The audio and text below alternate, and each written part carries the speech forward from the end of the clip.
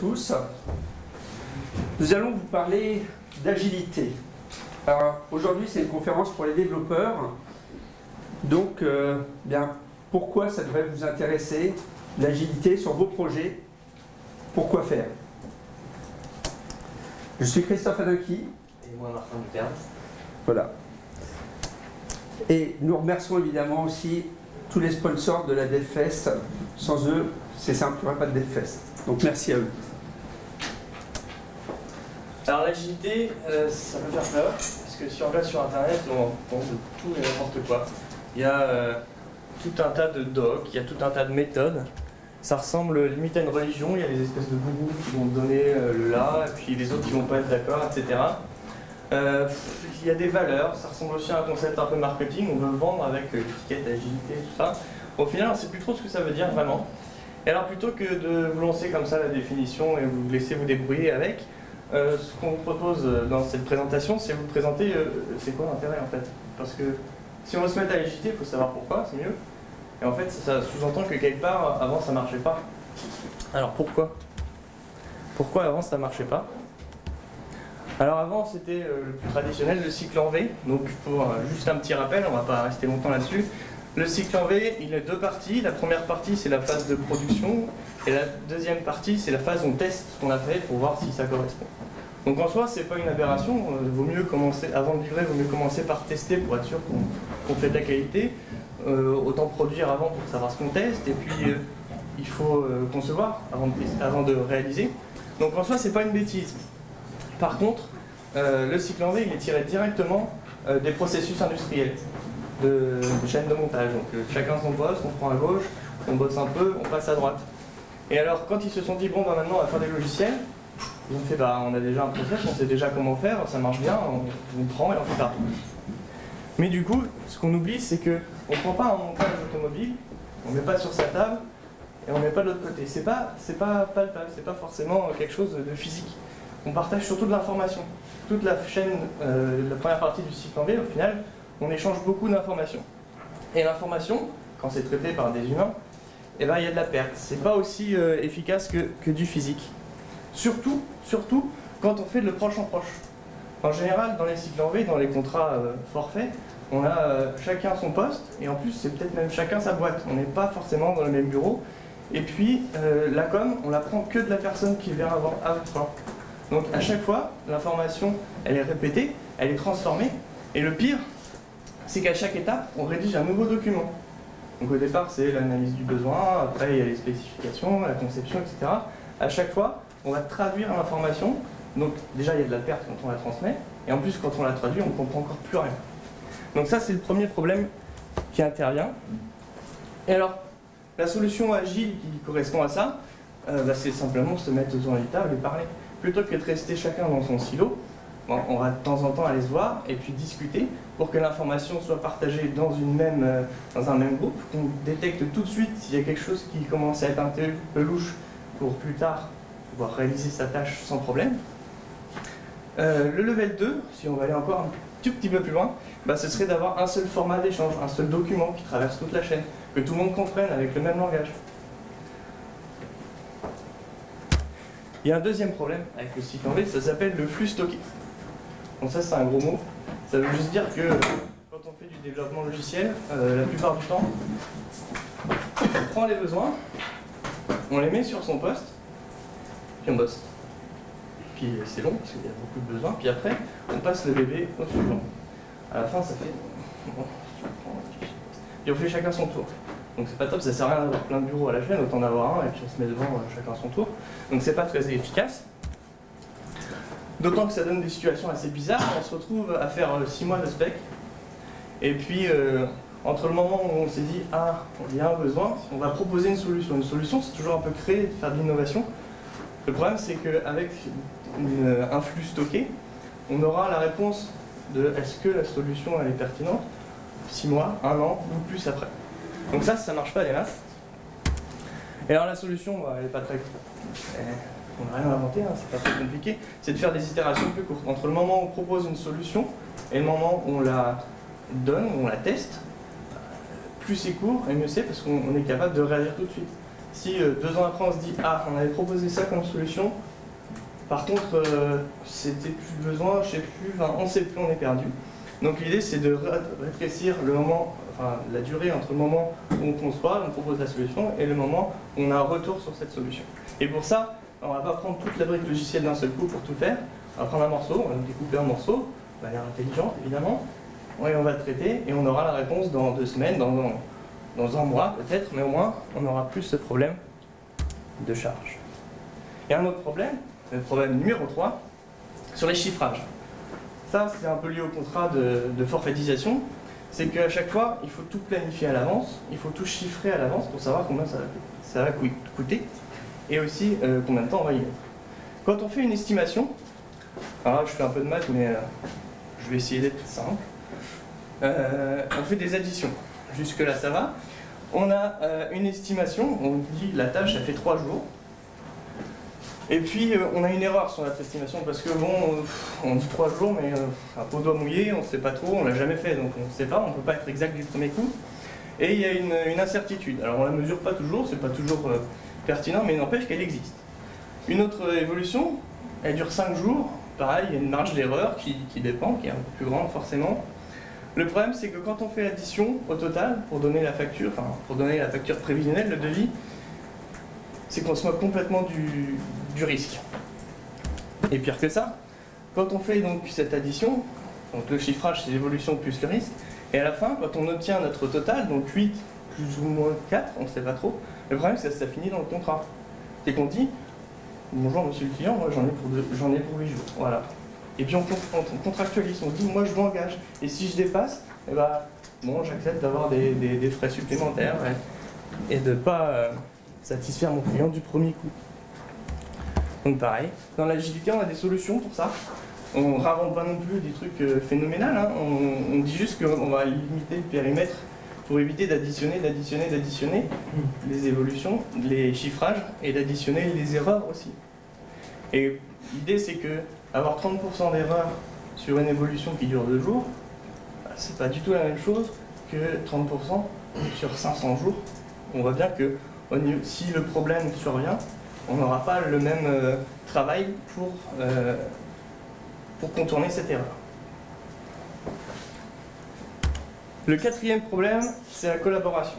En général, il y a, je sais pas, c'est soit un avocat, soit un chef, vous voyez comment avec votre chef, et puis bah, il y a l'équipe qui bosse, quoi, qui rame dur. Le problème, c'est que le contrat, il est fait de telle manière qu'on y perd un peu tous, finalement. Tout le monde est d'accord, tout le monde signe le contrat, tout se passe bien. Le contrat, en général, il dit que si le prestataire il fait une erreur, bah, il paye, on ne l'a pas son argent. Le contrat, il dit, si le prestataire est en retard, bah, il paye, parce que bon, il y a du retard. Mais le demandeur aussi, des fois, il paye. Quand il y a une erreur du demandeur, il a dit « Ah, faites-moi ça, ça devrait être bien ». Et puis, ils ont réfléchi un peu plus longtemps, et puis le contrat est signé. Il dit « Ah, attendez, j'ai un changement d'avis, est-ce que... bon ?» Donc il a payé une première fois parce que bah, le prestataire, lui, il a quand même fait son taf. Il paye une 2e fois pour que le prestataire, il enlève son taf. Et il paye une 3e fois pour que le prestataire, il remette un autre taf qui corresponde à la vraie solution que finalement, il a pensé que c'était bien.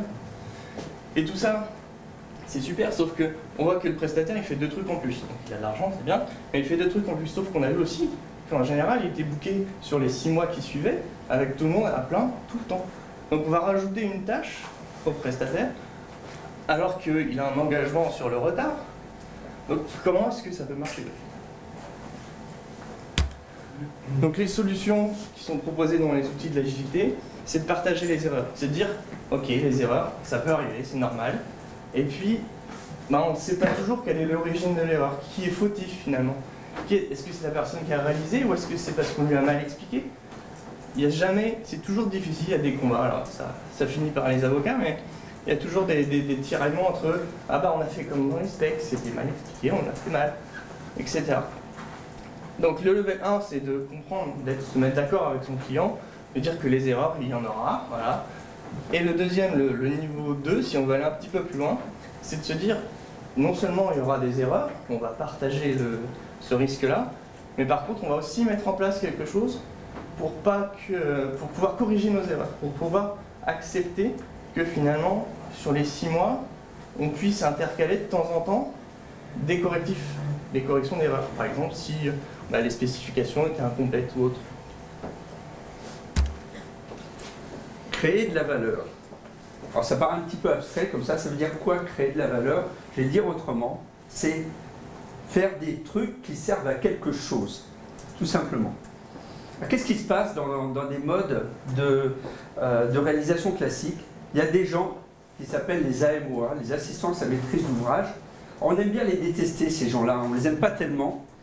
Et pourtant, on va essayer de comprendre un peu ce qui se passe pour eux.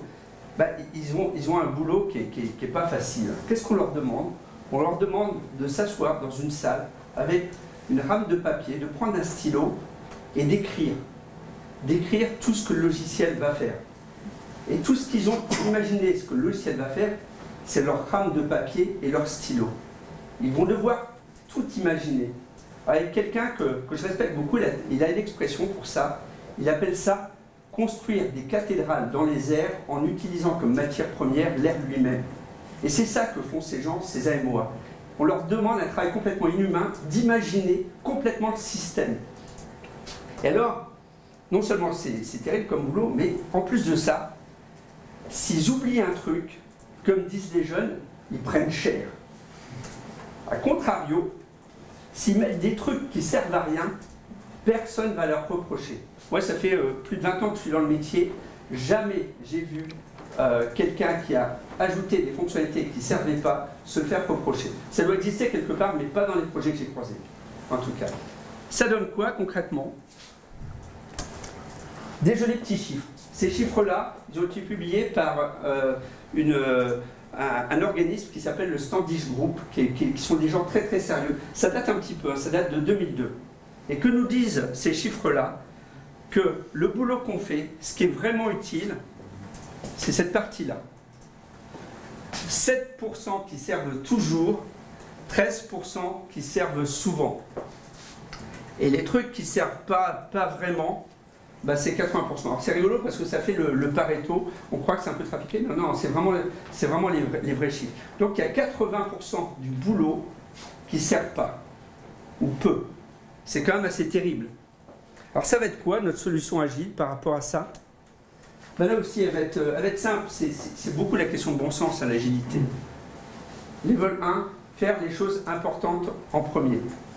Je regarde mon client dans les yeux, voilà, et je lui dis, le truc le plus important, les 5% les plus importants, voire moins que ça, dont tu as vraiment besoin, c'est quoi? Alors, il va rouspéter, il ne va pas vouloir me lâcher le truc au départ. Mais à la fin, il va me dire, oui, s'il y avait qu'un truc, ça serait cette chose-là. Et là, généralement, il ne se trompe pas. Quand même. Le vrai truc qui est vraiment important pour lui, il va bien savoir me le montrer du doigt. J'ai jamais vu un gars qui se trompait sur la feature numéro 1 dont il avait besoin. Il va dire, ok, on va faire ça. Et une fois qu'on l'a fait, on prend le reste, on va dire, mais ensuite, une fois qu'on a fait ça, l'autre truc, le prochain truc important, c'est quoi? Après, c'est ça. Et puis on continue comme ça. Voilà. C'est aussi simple que ça. Level 2, accepter d'abandonner les trucs qui servent à rien, tout simplement. Pas très facile, hein. Votre client est toujours là à dire non, mais ça va me servir. Hein. Mais comme dirait une autre personne que je respecte beaucoup, qui s'appelle H. Moria, c'est maximiser la quantité de travail non fait. Moi, je ne suis pas très rapide à bosser, hein. Je ne suis pas une bête de course. Ce qui m'aide à être rapide, c'est de ne pas faire des trucs, en fait. Voilà. Donc pour résumer les problèmes qu'on rencontre habituellement dans les cycles en V, on a un process qui vient du monde industriel qui a été transposé à l'informatique et qui n'est pas forcément adapté. On a une documentation qui passe de main en main et qui se traduit, qui a du mal à vivre. On a des contrats qui nous tapent dessus, qu'on soit prestataire ou client. Et au final, les développeurs, on rame et on doit exactement faire ce qui est dans la spécification. Donc à partir de ces différents problèmes, il y a ce qu'on appelle le manifeste agile. Alors c'est pareil, ça peut être un gros mot. L'idée c'est juste le dénominateur commun de toute l'agilité, c'est ça, c'est ce que vous avez devant les yeux. Et ça correspond aux problèmes qu'on a mentionnés précédemment. Par exemple, les individus et leurs interactions, plus que leur processus et les outils, on voit que le processus c'est bien, il en faut un, on a besoin d'avoir des étapes qui suivent. Par contre, il ne faut pas que ce soit au détriment des interactions entre les individus. La documentation, c'est bien. on se la passe, mais par contre, si c'est au détriment d'un logiciel opérationnel, ça sert à rien. La négociation contractuelle, on en a besoin. On va pas dire qu'il ne faut pas faire de contrat, hein, c'est pas ça l'agilité. Hein. Le contrat, c'est nécessaire. Par contre, ça ne doit pas nuire à la collaboration entre les différentes parties. Et puis suivre un plan, c'est bien, on a des deadlines, de toute façon, on a toujours quelque chose à respecter. Par contre, il faut toujours s'autoriser à gérer les cas d'erreur et l'intégrer pour s'adapter au changement d'orientation. Alors, vous dites, bon c'est bien, Martin et Christophe nous parlent de trucs, ça a l'air sympa, mais on aimerait bien voir un petit peu à quoi ça ressemble vraiment. Donc on va vous décrire une méthode agile, qui est celle qui est la plus répandue, qui est Scrum. Qui n'a jamais entendu parler de Scrum? Vous avez tous au moins entendu un petit peu parler, c'est bien. Bon, on va passer rapidement pour voir à quoi ça ressemble Scrum. Alors, Scrum, en fait, c'est pas vraiment une méthode, c'est plutôt un cadre de développement, un framework de développement. Et en fait, c'est quelque chose d'assez simple à décrire. Qu'est-ce qu'on y fait? Le cœur de Scrum, c'est des itérations, ce qu'on appelle des fois des sprints. C'est une tranche de temps de taille fixe. Alors, c'est à vous de décider la taille de vos itérations. Ça peut aller de 2 à 4 semaines. Il y a même des gens qui font une semaine. Généralement, je fais 2 semaines. Sur la taille. Mais la taille est fixe. Et sur ces 2 semaines, on va prendre un morceau de travail d'une chose dont je vais vous parler après, qui s'appelle le Product Backlog. Donc on en prend un morceau, et ensuite, dans ces 2 semaines, on se focalise complètement là-dessus. Et le boulot de ces 2 semaines, c'est de sortir un produit augmenté de ce travail-là, mais pas simplement avec du code écrit, etc. On est content. Un truc qu'on est capable de mettre en production. Donc on aura fait dessus tout ce qu'il faut pour être capable de le mettre en production. On a besoin d'améliorer un peu l'analyse, on le fait. On a besoin de tester, on le fait. On a besoin de vérifier les performances, le fonctionnement opérationnel de cette chose-là. Tout ce qui a besoin d'être fait, on le fait pour être capable de le mettre en production au bout des 2 semaines. Donc, on va faire un petit coup de zoom sur cette portion de 2 semaines. Qu'est-ce qui va se passer pendant cette portion de 2 semaines? Eh bien, on va la commencer par ce qu'on appelle un planning meeting. C'est une réunion. Ouais, oui, on a des réunions quand même. Et dans cette réunion-là, on va se mettre ensemble avec notre donneur d'ordre, ce qu'on appelle le product owner, et on va regarder les morceaux de fonctionnalités qu'on a envie de prendre. Des items qui viennent de ce qu'on appelle le product backlog. Et ensemble, on va travailler, on va les décortiquer, on va voir ce qu'il y a derrière, on va les estimer aussi, bien sûr.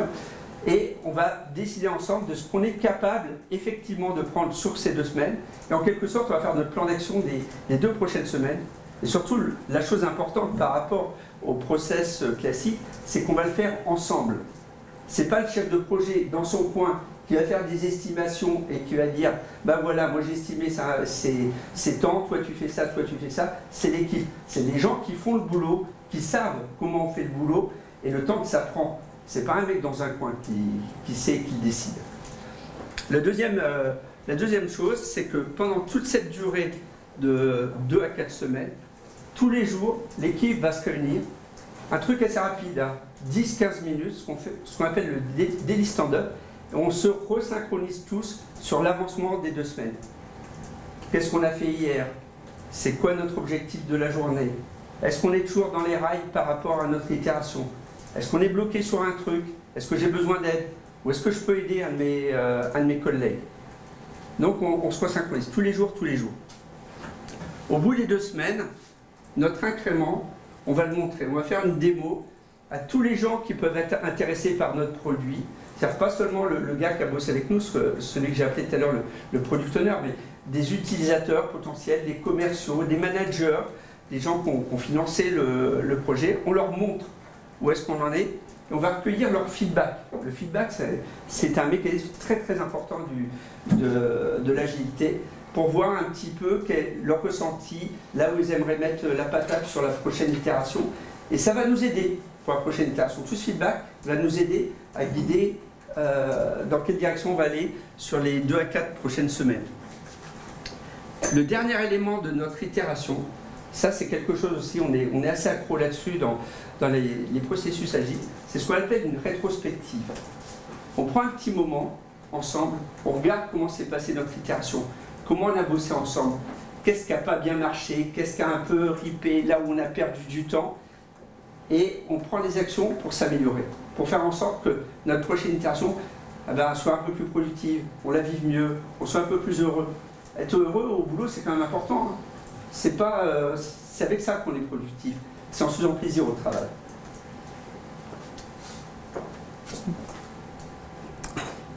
Alors dans Scrum, on a aussi ce qu'on appelle des artefacts. On s'appuie quand même sur du matériel, mais on n'en a pas beaucoup. Hein. On voyage quand même léger, et on en a 3. Le premier, c'est le Product Backlog. Product Backlog, c'est une to-do list fonctionnelle, et technique aussi d'ailleurs, de tout ce qu'on a besoin de faire pour réaliser notre produit. Donc on met tout dedans, on le priorise régulièrement, on va réévaluer les priorités de ces choses-là, et c'est là-dedans qu'on va piocher sur nos itérations. On va prendre ce qui est en haut de la liste, et puis on va le faire, donc on va piocher dedans. Puis on va l'alimenter également. Hein. Au fur et à mesure qu'on construit notre produit, on se rend compte qu'il nous manque des choses, qu'on a des idées qui sont mauvaises, etc. Donc on va supprimer des items aussi. On va rajouter des choses dans ce backlog. On va le reprioriser à nouveau avec ces choses qu'on aura rajoutées. Le deuxième artefact, c'est le sprint backlog. Donc c'est le morceau, la tranche supérieure de product backlog qu'on a pris pour nos 2 à 4 semaines. On le prend, on le redécoupe en tâches souvent pour qu'on soit un petit peu plus efficace sur notre itération. Et souvent, ce qu'on fait, c'est que le format qu'on donne à cette chose-là, c'est carrément un tableau des tâches qu'on va afficher au mur, donc avec des post-it comme ça, et qui va nous permettre de voir notre itération avancée. Hein. Au départ, toutes nos tâches, elles sont dans la colonne To Do. Quand elles sont en cours, on les met au milieu, et quand c'est terminé, on les met dans la 3e colonne. Et on profite de notre daily meeting pour déplacer nos tâches et les voir évoluer de gauche à droite. Le 3e artefact, c'est ce qu'on appelle un burn down chart. Tout le monde ne le fait pas d'ailleurs. Hein. Je vous dis qu'il y a 3 artefacts, mais même celui-là, c'est pas tout le monde. Ça donne une petite vision de l'avancée de notre itération.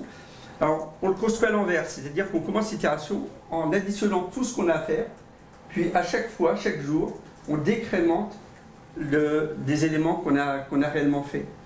L'idée, c'est d'arriver à 0. Des fois, on n'y arrive pas, ça peut arriver. Voilà. Les rôles dans Scrum, il n'y en a pas beaucoup non plus, il y en a 3. Le Product Owner. Le Product Owner, c'est un peu lui qui tient la vision produit de ce qu'on a réalisé, qui connaît le fonctionnel, qui sait prioriser. C'est à lui que vous allez parler si vous posez des questions sur ce qu'il y a à faire, sur des détails d'implémentation, des choses comme ça. Donc tout l'aspect fonctionnel, c'est lui qui le porte, même si à côté, il va parler à d'autres gens. Le Scrum Master. Le Scrum Master, c'est pas le chef de projet. Le Scrum Master, c'est plutôt un facilitateur. C'est le gars qui connaît Scrum, parce que ça paraît super facile comme ça, Scrum à décrire, et c'est facile à décrire. Mais dans l'exécution, souvent, ça demande un petit peu de savoir-faire. Donc c'est lui qui va guider l'équipe, qui va dire attention là, faut peut-être se méfier de ceci, de cela. Donc c'est plutôt un guide, c'est plutôt un berger. Et en tant que berger, là aussi notre tâche, c'est de protéger l'équipe contre les perturbations extérieures. Si vous voyez ce que je veux dire. Voilà. Et on a un 3e rôle. Alors celui-là, il va vous troubler un petit peu. C'est l'équipe. Elle dit mais il n'y a pas d'analyste, il n'y a pas d'architecte, il n'y a pas de testeur là-dedans. Eh bien non. Et c'est exprès. C'est-à-dire que oui, on a besoin de gens qui vont faire de l'analyse, oui, on a besoin de DBA, oui, on a besoin de faire de l'architecture.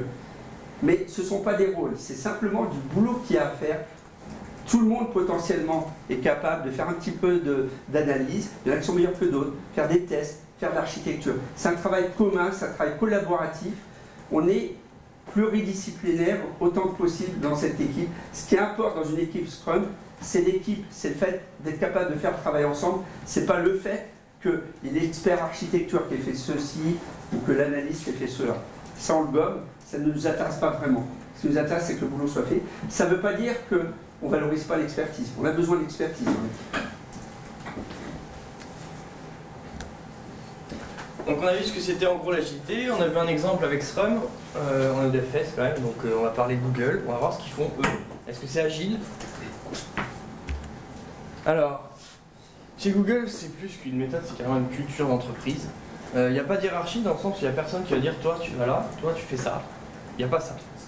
Du coup, alors ils travaillent en petite équipe et il y a beaucoup de changements. Les gens bougent beaucoup d'un projet à l'autre et puis c'est eux qui décident. Ils disent ah tiens celui-là il me motive, j'y vais. Ah celui-là on gagne plein d'argent, j'y vais. On choisit. Il y a une grande culture de l'excellence. Il n'y a pas la place pour quelqu'un qui ne travaille pas correctement ou qui ne fait pas les étapes qui ont été décrites par les équipes projet chez Google.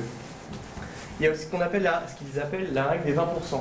C'est-à-dire qu'il y a 20% du temps des développeurs pendant lequel ils ne bossent pas pour Google. Ils bossent pour des projets open source. Ils bossent pour des projets perso. Ça permet de mettre des gens compétents sur des projets qui peuvent pour les faire conduire plus vite. Ça permet d'innover.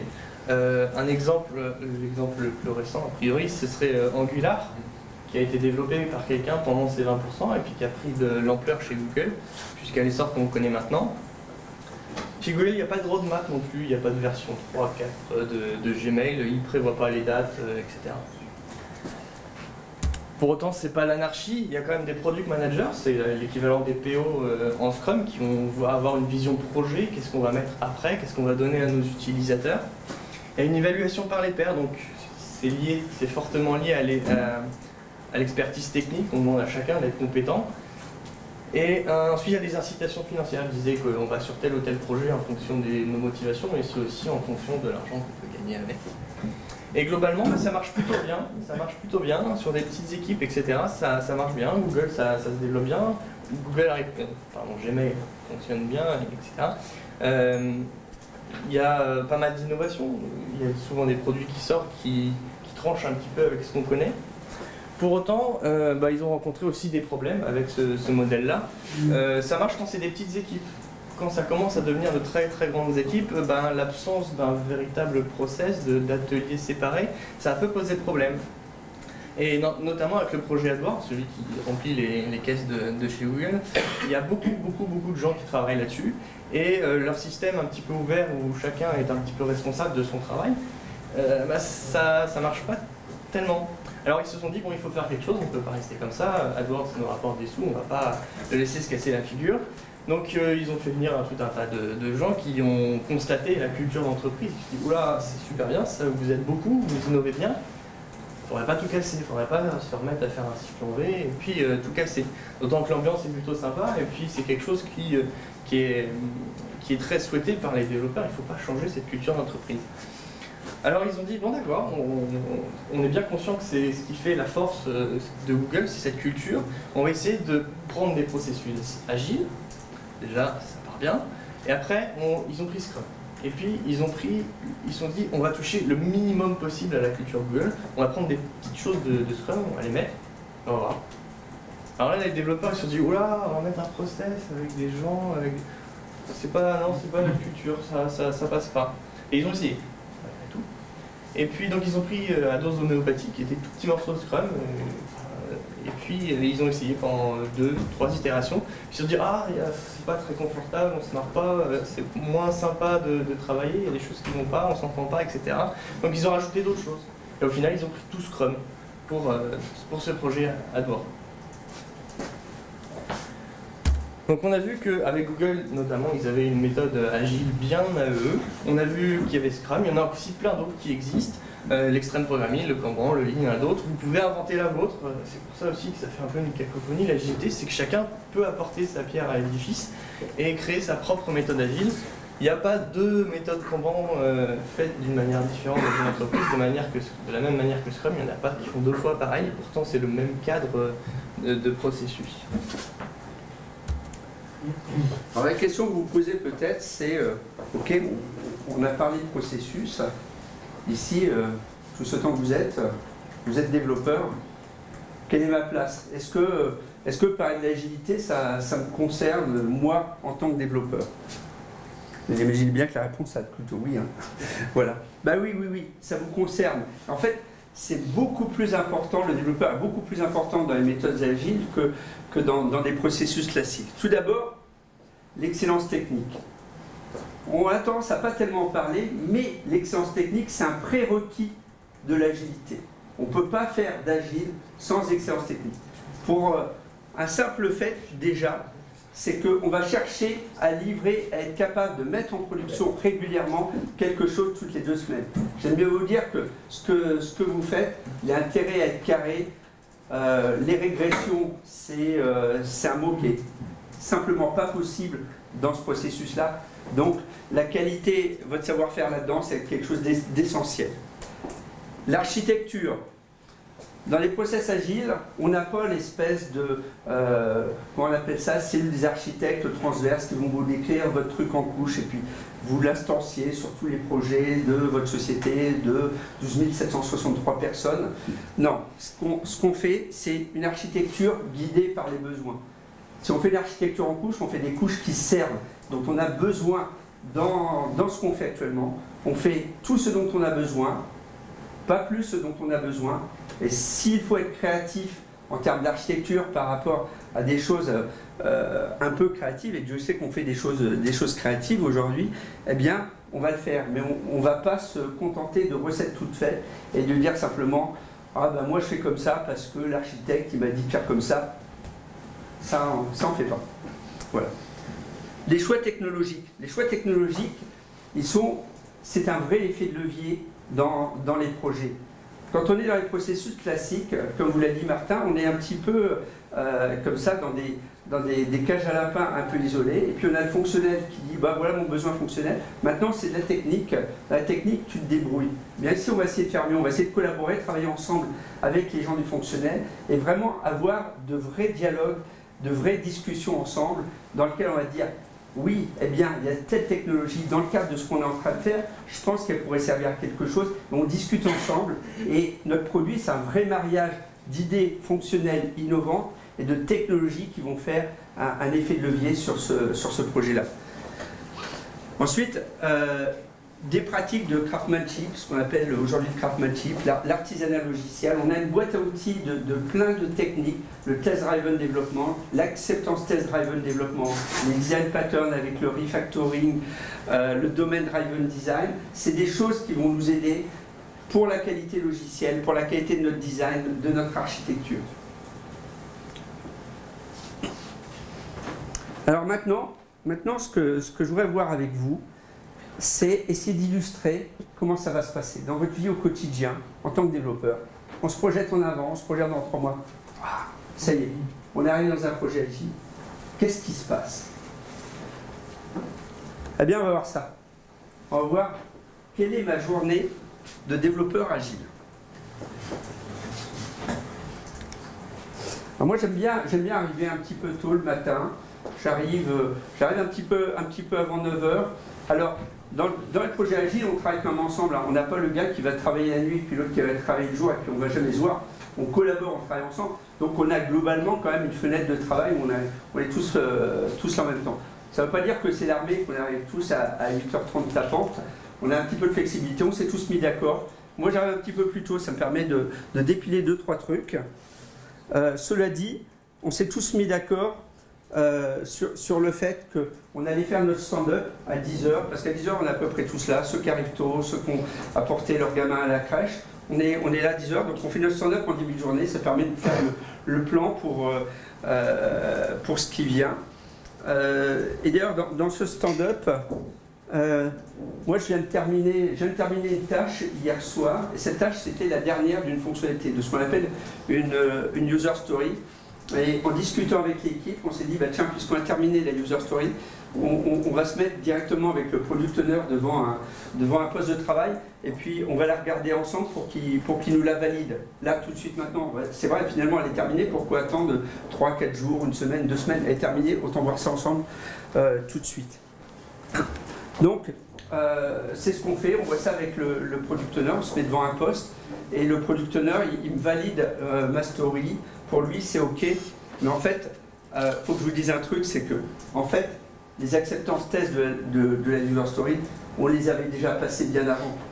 Donc j'étais bien assez confortable de voir ça avec le product owner. Maintenant que j'ai fini celle-là, ben, on va s'attaquer à une autre fonctionnalité tout de suite après, en début d'après-midi. Et cette fonctionnalité, elle est quand même pas super simple. Il faut qu'on réfléchisse quand même un petit peu dessus. On a des petits changements en termes de conception d'architecture à faire. Donc on va faire ce qu'on appelle une design session. En agile, on ne fait pas de grosses phases d'architecture, vous savez les beaux machins, les PowerPoint et tout le bastringue là. On ne fait pas ça. On fait de la conception de l'architecture just in time sur les vraies choses qu'on va vraiment implémenter, sur les vraies fonctionnalités. Et quand on a besoin de se poser des questions, comment on procède?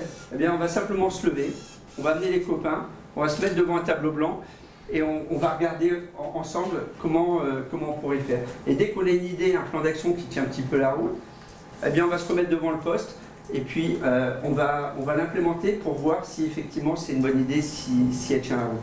Et si elle ne tient pas la route, eh bien, on recommencera. Voilà. Et donc là, c'est ce qu'on va faire pour le reste de l'après-midi. On va se remettre devant notre poste de travail et on va faire ce qu'on appelle du pair programming. Alors le pair programming, c'est quoi? C'est qu'en fait, on utilise qu'un seul ordinateur, on se met à deux sur l'ordinateur, un équipement spécial pour ça, vous voyez.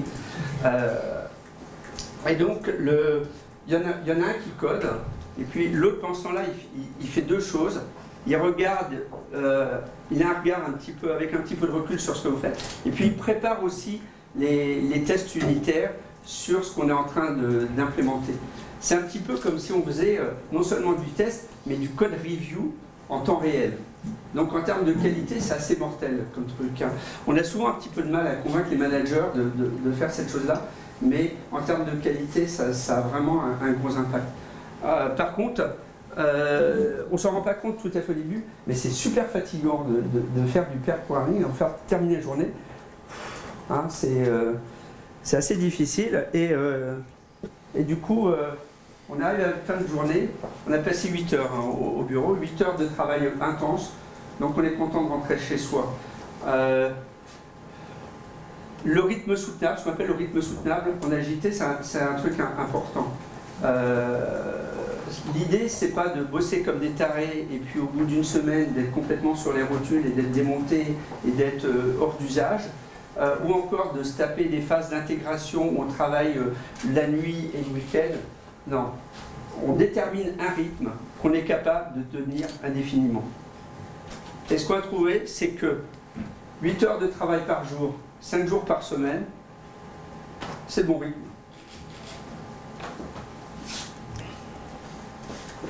Alors tu commences quand? On a vu que l'agilité, que le cycle en V avait quelques faiblesses. On a vu que l'agilité pouvait y aider. On a vu qu'on pouvait prendre une méthode qui existe. On a vu qu'on pouvait inventer la sienne. On a vu aussi que ça pouvait se faire à l'échelle d'une entreprise comme Google. On vient de voir que ça peut aussi se faire à l'échelle d'un développeur. Vous n'êtes pas obligé de tout prendre. Vous pouvez faire juste ce qui vous intéresse. Il n'y a pas besoin de déplacer des montagnes chez vous dans vos entreprises. Vous pouvez le faire au niveau de votre équipe de développement. Donc la question maintenant c'est quand est-ce que vous y mettez? Vous jouez. Avez-vous des questions? On a prévu justement exprès pas mal de temps pour vous poser des questions parce que je pense qu'il y a beaucoup d'éléments auxquels on n'a pas répondu, donc allez-y.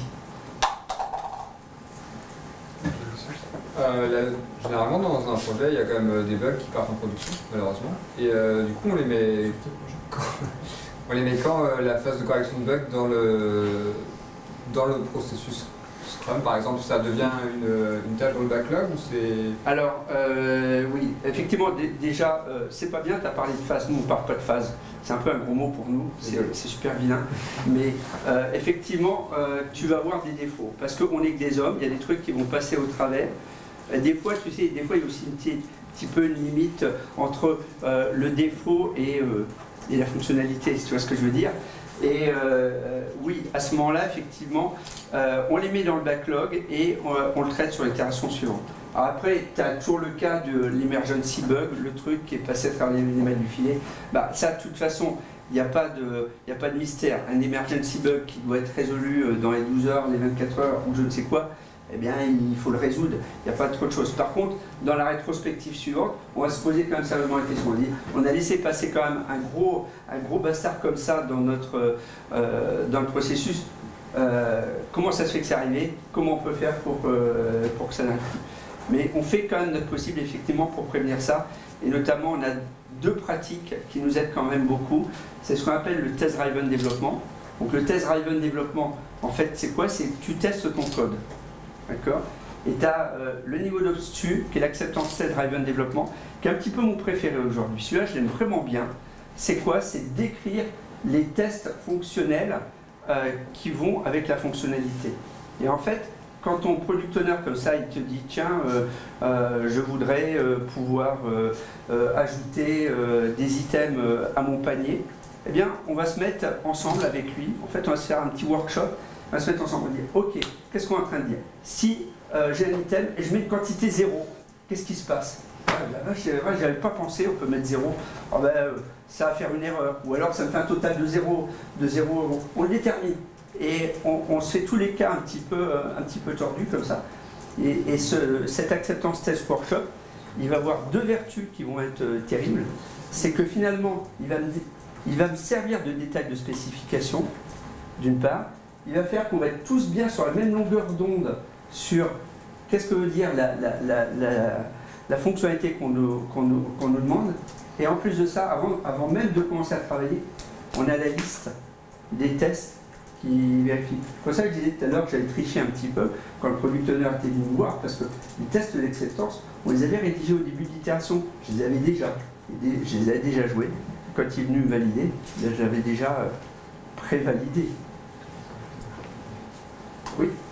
En général, est-ce que la méthode est imposée ou proposée par le prestataire ou par le client? Et quel est l'impact d'une méthode pareille sur les coûts d'un projet? Sur le coût? Vas-y. Tu sembles inspiré. Ouais. Donc j'ai la chance en fait depuis un certain temps de l'agilité, donc du coup j'ai un petit peu tous les cas de figure arrivent en fait. Et selon les cas de figure, tu n'as pas les mêmes impacts. Disons que dans les premiers jours de l'agilité, je dirais entre 2000 et 2007, souvent c'était exclusivement l'équipe de développement qui poussait l'agilité. Donc le niveau d'appropriation il est très très bon. Par contre, on rentrait pas mal de difficultés pour faire accepter la façon dont les choses passaient. Aujourd'hui, l'agilité est plus poussée par le management. Ce qui a une grande vertu de beaucoup protéger l'équipe, c'est-à-dire qu'on part de facto avec un contrat où effectivement, du moins si le management souhaite faire de l'agilité pour de bonnes raisons, parce que tu as aussi du management qui n'a pas vraiment compris l'agilité et qui le fait pour de mauvaises raisons. Et surtout, qui n'a pas vraiment envie de faire de l'agilité en fait, qui essaie de faire de l'agilité un petit peu Canada Dry. Voilà, et ça, c'est pas des cas qui sont excellents. Mais dans les bons cas, quand ils le font pour de bonnes raisons, ça met l'équipe plutôt en bonne situation. Et la question après, c'est effectivement de faire passer le message et de faire comprendre à l'équipe que pourquoi on va le faire. De l'agilité mal acceptée par une équipe, ça ne peut pas bien marcher. Ça peut pas bien marcher. En termes de coût, ensuite, en termes de coût, c'est une question sur laquelle on dit fréquemment qu'on est plus rentable avec l'agilité, etc. Mais à la limite, c'est un débat dans lequel je n'ai pas tellement envie de rentrer parce que si on veut le dire, il faut avancer des preuves. Et en fait, les preuves ne sont pas si faciles à montrer. Il faudrait faire le même projet en agile et pas agile pour être capable de vraiment le montrer. Personne ne fait ça, en réalité. Par contre, il y a un truc très intéressant, c'est que il est extrêmement facile en agile de ne pas dépasser le budget. C'est extrêmement facile. Comment je fais? Je fais des itérations. Je dis, vous avez quoi comme enveloppe budgétaire? Et puis on aligne des itérations, on compte le budget sur notre itération. Et comme on va faire les choses les plus importantes en premier, s'il n'y a plus d'argent, on peut s'arrêter. Et même, si vous me coupez le budget en deux au milieu du projet, eh bien, je le fais aussi. J'arrête le projet. Il y a plein de fonctionnalités sur lesquelles vous serez frustré, etc.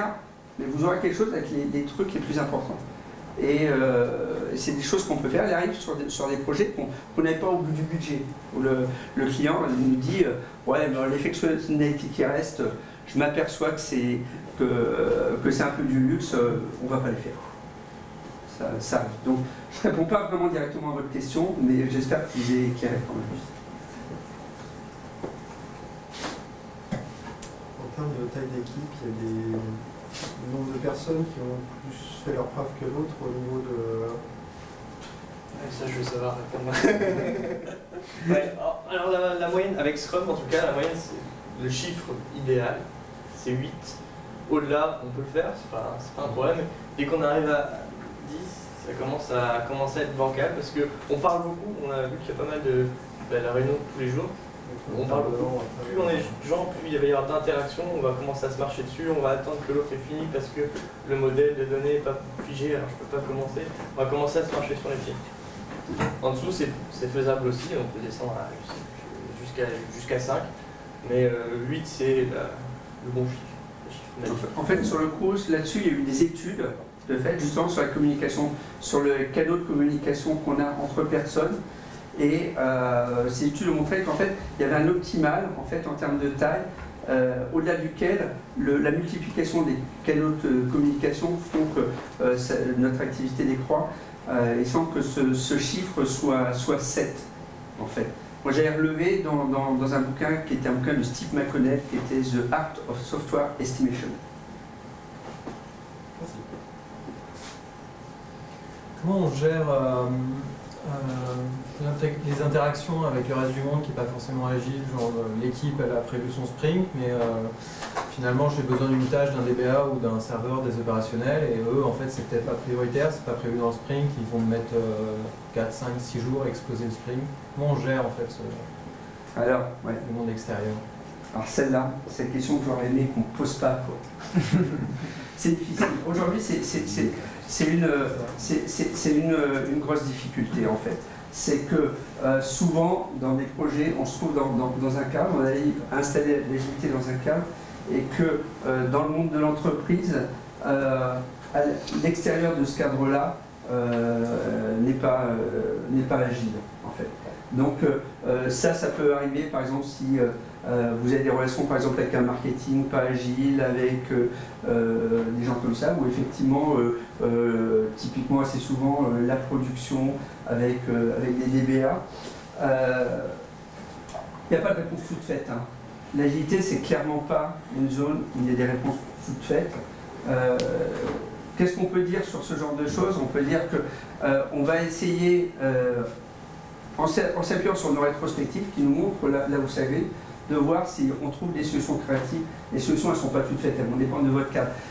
Vous manquez de DBA. Est-ce qu'il y a quelqu'un dans l'équipe qui est capable de nous faire des tâches basiques de DBA? Est-ce qu'on peut se rendre indépendant là-dessus? Si on ne peut pas se rendre indépendant, est-ce qu'on peut aller voir les gens dans l'équipe DBA, essayer un petit peu de les mettre dans le moule agile? Au niveau de la production, le problème, il existe assez souvent, c'est des gens qui ne pensent pas comme des développeurs, mais pas nécessairement pour des mauvaises raisons. Ils connaissent leur métier, les gens de la production. Aujourd'hui, il y a des mouvements qui se créent, comme vous en avez entendu parler certainement, du DevOps, qui vous permet de faire de la mise en production quasiment continue. Voir avec eux si on peut s'inscrire dans ce type de mouvement. Si nous demandent de grands délais pour mettre en production, eh bien, c'est de comprendre pourquoi. Qu'est-ce qui fait qu'il y a des délais? Est-ce qu'il y a des choses que nous, en termes d'équipe, on peut prendre à notre charge qui font que ça va leur faciliter la vie, que ça va réduire les délais? Il n'y a pas de réponse toute faite. Aujourd'hui, clairement, il y a des mouvements dans lesquels on s'implique pour essayer de rendre l'entreprise agile. Ça, c'est un peu le step au-dessus. C'est beaucoup de boulot, c'est des choses qui, aujourd'hui, je dirais, on a le niveau de maturité qu'on avait, moi, quand j'ai connu l'agilité en 2000-2001, où c'était vraiment extrêmement étroit. Mais par exemple, on a des mouvements agiles, par exemple, dans tout ce qui est budgétisation, il y a un mouvement qui s'appelle le Beyond Budgeting, qui est une façon complètement différente de voir la budgétisation, de partir sur des budgets annuels qui sont décidés en juillet de l'année précédente. Ben voilà, c'est comme ça que ça se passe dans les entreprises. Et qui reflète absolument plus la réalité d'aujourd'hui, quoi, des choses comme ça. Donc on a des mouvements agiles en RH, on a des mouvements agiles au niveau finance, dans d'autres choses. On a des mouvements agiles aussi au niveau de l'innovation, avec des mouvements comme le Lean Startup qui essaie d'englober le business model dans l'agilité. Voilà, c'est une réponse très diffuse qui est là, je te fais, mais... J'ai un petit minute si tu veux bien. L'agilité, on a vu à quel problème elle répondait. Elle ne va pas répondre à tous les problèmes, évidemment. Voilà. Et du coup, elle ne répond pas à tous les problèmes, c'est pas une solution magique. Par contre, le fait que quelqu'un d'extérieur à l'équipe ne donne pas sa réponse ou nous bloque, vraiment, bah, c'est un problème qui n'est pas géré par l'agilité, d'accord, ça j'ai dit. Par contre, c'est comme un gros bug, finalement. Dans l'agilité, on a le droit à l'erreur. Et ça, c'est une erreur qui n'est pas de votre fait, qui n'est pas de votre dû, mais vous l'avez, il faut vivre avec. L'agilité, ce qu'elle va t'apporter là-dessus, c'est que tu vas pouvoir réagir au changement. Ça ne va pas te foutre en l'air tout le Gantt que tu as fait qui va jusqu'en mois d'août de l'année prochaine. Ça ne va pas t'impacter là-dessus. Par contre, lors de la prochaine itération, bah, vous allez peut-être remettre cette évolution au bout du jour, ou vous allez peut-être refaire quelque chose, la reprioriser. Donc, tu vas t'adapter au changement, mais tu ne vas pas résoudre ce problème-là, en tout cas, avec le processus. Je vais faire réponse sur ta réponse. J'ai vu une fois sur un projet, en fait, une architecture où finalement, dans l'architecture, on avait intégré des choses qui permettaient de bypasser en fait des blocages organisationnels dedans, notamment en termes de DBA.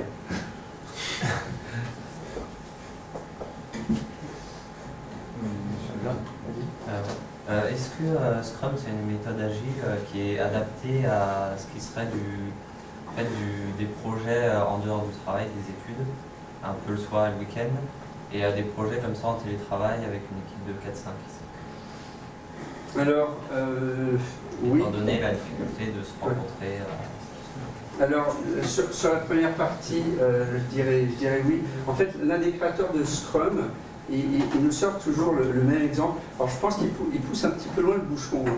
Mais Jeff Sutherland, sa femme, en fait, est pasteur dans une équipe et gère son église en Scrum. Bon, c'est lui, hein, d'accord. À distance, moi je suis normand, donc je vais faire une réponse normand. La réponse est oui et non. C'est-à-dire que oui, tu peux faire un backlog et tu peux t'appuyer dessus pour distribuer le travail. Et pourquoi non? C'est que on croit quand même beaucoup à la collaboration, au fait de travailler ensemble. Le fait d'être à distance, c'est quand même une dynamique différente, même si effectivement, aujourd'hui, il y a quand même beaucoup de projets qui sont comme ça. Beaucoup de business, de startups qui vont fonctionner comme ça. Comme disait Martin tout à l'heure, bah, c'est à toi de développer ta propre adaptation par rapport à ça. Tu vas voir les écueils que tu vas rencontrer, tu vas voir qu'est-ce que le fait d'être séparé, d'être à distance fait que défavorise par rapport au fait d'être colocalisé pour se parler comme ça dans la seconde. Tu vas faire des rétrospectives là-dessus, essayer de trouver des actions, qu'est-ce que tu peux mettre en place pour combler ce déficit de contact direct. Fais-le, puis tu reviens parler. L'avantage de Scrum, c'est qu'il propose plein d'outils, et puis l'ensemble est assez cohérent, assez complet. Si toi, a priori, ce que tu vas enlever, c'est le côté itératif, les itérations bornées dans le temps, etc. Parce que, comme tu parlais le week-end, bon, ça dépend si je suis chez la grand-mère ou pas. Du coup, ça t'empêche pas d'utiliser ces outils que Scrum te propose, l'histoire du backlog, les rétrospectives, se réunir de temps en temps, même par téléphone, c'est pas parce qu'on est loin qu'on ne peut pas se réunir, pour définir qu'est-ce qu'on va faire dans le prochain cycle. Alors, à toi de définir ce que c'est qu'un cycle, mais Scrum apporte plein d'idées, tu n'es pas obligé de tout prendre. Toi, tu seras bloqué a priori sur l'histoire des cycles, mais les autres idées sont quand même malgré tout bonnes à prendre. Pour faire pareil sur les deux méthodes que vous avez présentées, la première, le gros défaut en fait, sur le cycle demandé, ce qu'on peut avoir, c'est justement des grosses spécifications, des gros temps de développement et des itérations qui sont extrêmement longues en fait.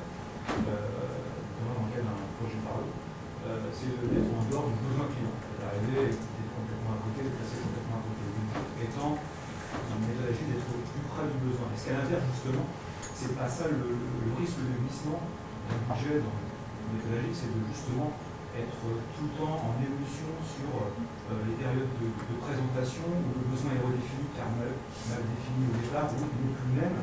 Et justement, on arrive à la fin d'une enveloppe budgétaire où, au final, sur un nombre de c'est un peu extrême, mais au final, sur un projet, on est arrivé au bout sans avoir vraiment retenu et couvert les fonctionnalités importantes d'un projet pour un client. Le projet il fonctionne par incrément, donc à chaque fois on rajoute quelque chose, c'est pas qu'on enlève ou ça fonctionne toujours par incrément, et au moment où on l'ajoute, l'incrément, au moment où on le sélectionne, on le fait régulièrement, c'est le moment où aujourd'hui, ce qui va apporter le plus de valeur à l'utilisateur, ce qui va vraiment lui sauver la vie, bah c'est ça, ou c'est ça. Donc les besoins ils changent, c'est évident. Par contre, à un instant T, on a un besoin. Avec l'agilité, le fait d'avoir des itérations courtes, tu vas répondre à ce besoin prioritaire, numéro 1, qui va sauver la vie des utilisateurs rapidement. Et si le besoin change un jour, bah, tu en fais un autre, tu suis l'évolution du besoin. Vas-y. Oui, excuse-moi Martin. Il y a une chose quand même qu'il faut dire, j'ai dit un petit peu à propos des développeurs, mais quand même, il faut garder ça en mémoire tout le temps. L'agilité n'est pas une recette miracle, il n'y a pas de substitut au fait d'avoir les bonnes personnes sur le projet. Si votre product owner, c'est, à couper le micro 2 secondes, un gros naze, eh bien, votre projet, il n'ira pas dans la bonne direction. Ça, c'est l'agilité, vous ne corrigera pas ça. Surtout sur les gros défauts, quelque part, si ça avait été établi au départ, où effectivement la personne en face qui doit établir le besoin précis n'est pas vraiment très sûr. Bah oui, de toute façon, ce problème de parler à une personne, il existe tout le temps. Les méthodes, ce que j'appelle moi les méthodes déterministes, c'est-à-dire celles qui sont inspirées du management scientifique du travail, du taylorisme, essayent de nous faire croire qu'en fait, en mécanisant ce travail-là, eh bien, l'acteur humain, le facteur humain ne devient plus important puisque le processus prend le pas dessus. Une chose qui est extrêmement intéressante quand on dit ça, parce que c'est quand même quelque chose qui est prétendu par des méthodes déterministes, c'est que d'une part, quand on lit Taylor, il est intéressant à lire Taylor, et, le management scientifique du travail est disponible en e-book chez Amazon gratuitement. Lisez-le, c'est intéressant parce que c'est pas quelqu'un de stupide, hein, Frédéric Taylor. Ça date du 19e siècle, ce qu'il a écrit. Il y a des postulats derrière l'application du taylorisme. Aucun de ces postulats ne s'applique aux travailleurs du savoir. Aucun. Et la deuxième chose, c'est que dans le management scientifique du travail, il y a une sélection du travailleur par rapport à la tâche. Donc en fait, l'idée même que le facteur humain n'est pas important, dès le 19e siècle dans Taylor, c'est pas ce qu'il dit. Je vais compléter aussi. On ne fait pas la guerre, hein, c'est juste que on a des idées. J'aime pas tellement. On aime bien parler aussi. En plus, ça va une arrive parce que j'ai donné une idée qui vient de lui. Quand on a un problème de définir le besoin, il y a des outils dans l'agilité, on n'en a pas parlé ici, mais par exemple, rassembler des utilisateurs clés, faire se rencontrer les développeurs et des utilisateurs, ceux qui priment tous les jours avec l'outil, de les mettre devant l'outil. Le développeur il va voir comment bosse l'utilisateur et d'un seul coup il y a des choses qui vont devenir carrément évidentes. Alors ça ne veut pas dire qu'il faut court-circuiter le gros naze, c'est pas l'objet, mais ça peut permettre de prioriser les choses pour moins se tromper sur le type de besoin. Pour une entreprise qui a une structure normale à l'heure actuelle de projet avec ce projet architecte développeur, c'est quoi l'investissement? L'investissement humain, même, et formation, etc. Un développeur va pas avoir quand même le même parcours, je suppose, dans l'investissement, un architecte, chef de projet, Alors effectivement, l'investissement il est surtout humain, il n'est pas tellement financier, surtout pour commencer, le meilleur moyen c'est de le faire, de commencer par un projet pilote, pas trop de monde, etc. Par contre, effectivement, c'est vraiment le mindset qu'il faut arriver à basculer. Il ne faut pas faire l'erreur de juste démarrer en disant ouais non mais c'est bien, ils vont comprendre tout seul, etc. Bon, j'ai fait l'erreur une fois déjà, hein, de ce côté-là, en démarrant comme ça. Et en fait ça marche pas, quoi. Je me suis fourré, tiens, comment ça se fait qu'on ne fait pas? Ben non, effectivement, les gens qui n'ont pas vu l'agilité. Donc c'est de faire l'effort de prendre une journée, 2 journées pour leur montrer des choses, pour leur expliquer, etc. Si dans l'équipe, pour accompagner l'équipe, vous avez quelqu'un qui connaît déjà, ou un coach, ça peut aider, mais je dirais, chaque contexte est particulier. Mais le mieux quand même, c'est d'avoir quelqu'un d'expérience qui ne soit pas trop loin pour aider dans cette démarche-là. Après, effectivement, il y a des corollaires qu'il faut comprendre. Dans des processus classiques, le développeur, il est un peu planqué. Hein. Il est planqué derrière le processus. Moi, j'ai fait mon boulot, ça marche, ça marche pas, c'est pas un problème. Donc là, on va l'exposer. Hein. On l'expose de manière humaine parce qu'on travaille ensemble. Hein. On ne va jamais montrer du doigt le gars en disant si ta faute, ça ne marche pas, reste là le soir, etc. On réussit en équipe, on échoue en équipe dans ce processus. Mais par contre, l'équipe prend l'engagement par rapport à la livraison du chose. L'équipe ne va pas se planquer derrière le processus. Dire c'est Scrum qui a foiré, voilà. Même dire le product owner n'a pas fait son travail, ça ne m'intéresse pas d'entendre ça. Quand j'étais directeur de projet, quand on disait ça, je prenais 5 secondes pour garder mon calme, parce que je n'aime pas tellement entendre ça. Et puis j'essaie de reformuler, de dire mais comment on peut faire ensemble si on pense qu'on a un problème avec le producteur, c'est quoi le problème? C'est la disponibilité, est-ce qu'on peut prendre en charge les choses? C'est le travail commun qui est important. Mais c'est vrai que le mindset est différent. Je vais être pas tellement politiquement correct, mais oui, quand on a une transition vers l'agilité, on a régulièrement une part de développeurs qui vont quitter le projet. Ça peut aller jusqu'à 30%. J'ai vu 30%. C'est un peu le max, mais il y a des gens pour qui l'agilité, c'est pas le bon truc. J'ai travaillé avec des gens qui me disaient leur mindset, je plante la clôture, tu me dis ce qui est chez moi, ce qui n'est pas chez moi, ce qui n'est pas chez moi, c'est le gars d'à côté. Ce n'est pas des personnes mauvaises, c'est des gens qui peuvent être compétents. Par contre, ce n'est pas l'état d'esprit qu'on attend d'un travail agile. C'est vraiment de travailler en équipe, de prendre plaisir à travailler en équipe. Le plaisir est important. Et donc, d'une certaine manière, moi, si je recrute une équipe agile, quand je recrute des gens pour entrer dans une équipe agile, j'ai envie d'avoir des gens qui, quand ils se lèvent le matin, ils viennent au travail, ils vont se demander qu'est-ce qu'ils vont faire de passionnant dans la journée. Et pas des gens qui se demandent ce qu'ils vont manger le soir en rentrant. Non,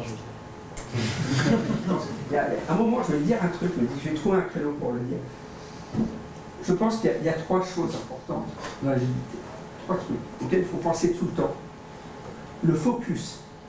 On se focalise sur quelque chose, on a un objectif, et tous les machins qui sont un peu à côté, il ne faut juste pas les faire. Si ça ne contribue pas à l'objectif, il ne faut pas le faire. Il faut être focus, focus, focus. Je passe la moitié de ma vie à ça. Comme je dis, je passe la moitié de ma vie à ne pas faire certains boulots. Je suis focus, focus sur le truc à faire, le plus focus possible. Le deuxième facteur important, le feedback. Vous faites un truc, vous allez le faire, dire comment je peux avoir du feedback dessus. Je suis en train d'écrire du code, comment je peux avoir du feedback sur mon code. Je suis en train d'écrire une implémentation, comment je peux avoir du feedback dessus. J'imagine une interface utilisateur, quel feedback je vais avoir dessus. Le feedback, tout le temps, tout le temps, tout le temps. Le troisième, le plaisir au travail. Comment je peux avoir plaisir au travail? Comment les gars qui vont travailler avec moi peuvent avoir plaisir au travail? C'est comme ça qu'on est productif. C'est pas en mesurant la productivité qu'on devient productif. Faites quoi si le gars n'est pas productif? Vous allez le fouetter? Non, on est productif parce qu'on aime ce qu'on fait, qu'on a envie de faire. Voilà, 3 secrets. Une petite question, un peu rien, on a une organisation. Au-delà des avantages de productivité, de satisfaction client aussi, ça compte aussi beaucoup. Il y a aussi les aspirations de chacun, et donc dans l'évolution sociale des gens, les gens apprécient de pouvoir gagner un statut de chef de projet, d'architecte, de DBA, et donc dans l'acceptation de mettre en place une méthode agile, comment aussi on vend aux gens le fait que on fonctionne autrement, et puis on est tous développeurs, même si on peut valoriser ailleurs dans une autre société le fait d'être architecte, dans cette organisation-là, on est développeur. Alors, comment on gère ça et comment on valorise ça? Aussi d'un point de vue salarial aussi, Je peux. Ouais, c'est difficile. En fait, ça veut pas dire que. Ça veut pas dire qu'on est tous développeurs. Ça veut pas dire qu'on est tous du même niveau, qu'on est tous soit experts, soit débutants.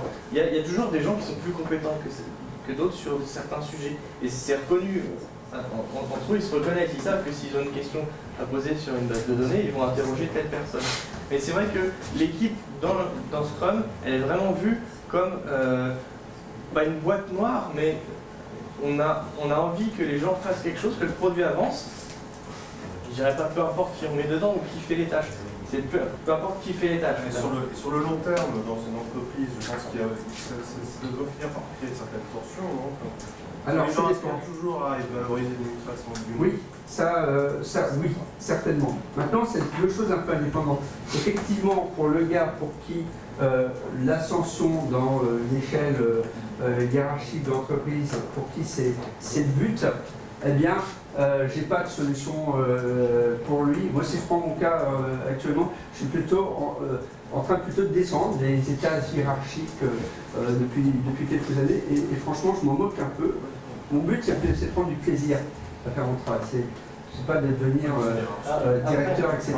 Donc, oui, on est off. 2 minutes. Ok. Donc, si ton but, c'est de monter dans la hiérarchie, je peux rien pour toi dans la vie. Tu ne parles pas d'habitude du personnel, mais ça peut être le but de certaines personnes dans une équipe, dire comment je vais progresser, comment je vais valoir. Par contre, si je me défonce, comment on va le voir? Par contre, tu peux être valorisé dans des choses. Par exemple, tu peux avoir sur certains thèmes dans ce qu'on développe un lead thématique sur quelque chose, quelqu'un qui chope bien le sujet, et naturellement tu auras une méritocratie, c'est-à-dire que le gars, comme il s'approprie le sujet, eh bien c'est lui que les gens viendront voir. Voilà, il va devenir référent, etc. Donc c'est un peu méritocratique sur ce point de vue-là. Ensuite, l'aspect salarial. L'aspect salarial est plus complexe. Encore une fois, je n'ai pas de réponse toute faite là-dessus. Il y a un truc qu'il faut savoir sur l'aspect salarial, je vais peut-être en surprendre quelques-uns. Le salaire n'est pas un facteur de motivation. Le salaire est un facteur de démotivation. C'est-à-dire que si votre salaire est insuffisant, vous serez démotivé. Si vous avez un salaire qui est un peu plus élevé, pendant un mois, vous allez dire « Putain, c'est cool, j'ai eu une augmentation ». Et puis après, hop, retour normal. Voilà. C'est pas un facteur de motivation, le salaire. J'en ai choqué, là?